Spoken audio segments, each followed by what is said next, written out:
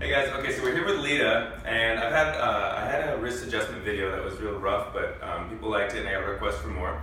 And luckily, Lita here, who's one of our Pilates instructors, came in and she's offered to donate her problematic wrist. So, in another video and other articles, I talk about bones out of place. The bones can move out of place. They teach you in school that it's not what happens, but we can physically see in cases like this, and maybe if we can get the camera close up to here.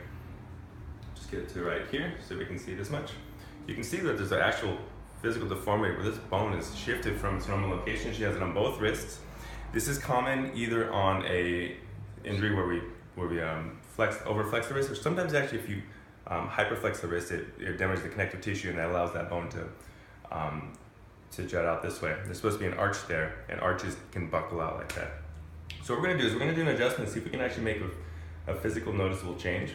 In one adjustment, what we might be able to do is get that bone to sit where it belongs.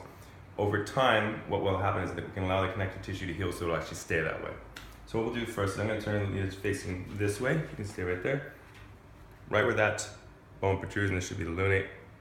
I'm going to do a double thumb contact. She's going to relax her arm. The thrust is going to be this way, and you might be able to hear that, so we'll be quiet for a second. Let that loose. Okay. And we're going to actually get a little bit more. When we're doing that, that's against the cavaliered part of the radius right there, and a little bit more. It's hard to get it past that little boundary. There we go, a little bit more. And now, of course, what I'm trying to do on video, it's not as good. I can feel it. I know, but it's not quite there, so I'm going to have to edit that. I'm going to come right in there so we get close. There it goes. Yeah. And so after the adjustment, I hold that for a second. This is kind of cartilaginous connective tissue, so it takes longer for it to gel. There's also the radius and ulna that come here, and they're supposed to they're supposed to have a cantilever that holds that over. So I'll go to the radius, make sure that that doesn't need to be pushed forward. I can feel that it does. So we just follow that up with this. A little bit more right there. There it is.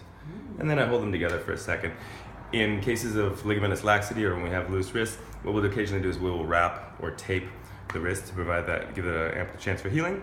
And then we might just occasionally check the elbow to make sure that it has everything we need, and that's good right there. So that's a wrist adjustment.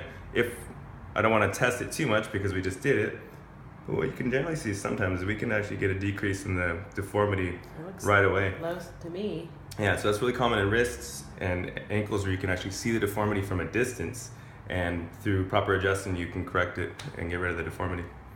That's it. Thank you. All right.